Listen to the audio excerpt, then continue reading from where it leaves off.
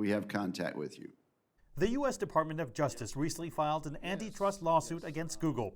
It accuses the company of unlawfully maintaining monopolies through anti-competitive practices in search and search advertising. This new lawsuit against Google is really just the beginning of what is going to be an extended conversation in the United States about antitrust in the 21st century. The civil suit says that Google accounts for almost 90% of all search queries in the United States.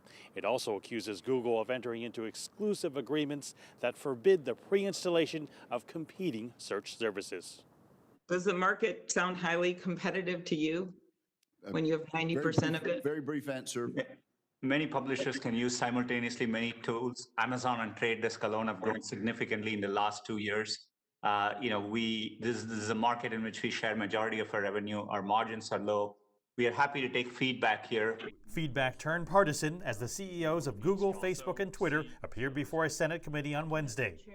At the heart of the hearing was whether to remove or modify Section 230, a controversial internet law which prevents internet companies from being treated as the speakers or publishers of information provided by another information content provider.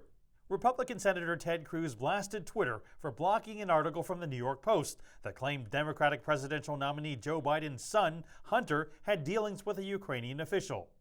Who the hell elected you and put you in charge of what the media are allowed to report and what the American people are allowed to hear? And why do you persist in behaving as a Democratic super PAC? We're not doing that. And this is why I opened this hearing with calls for more transparency. We realize we need to earn trust more. While all the CEOs agreed on the need for more transparency, Dorsey went further by supporting the idea of algorithmic choice, giving users more power over what content they see in their feeds. And their algorithms are focused on engagement and growth, and not really so much on whether it's the truth or not. Democratic Senator Richard Blumenthal asked the companies whether they had plans in case President Trump says without evidence that the election has been rigged or calls for the counting of votes to stop. We do. We have policies related to all of the areas that you just mentioned.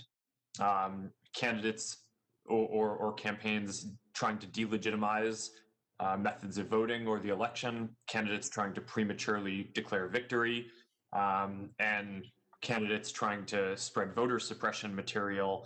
Both Zuckerberg and Dorsey are scheduled to appear before the Senate Judiciary Committee in mid-November to answer questions over their handling of the 2020 election.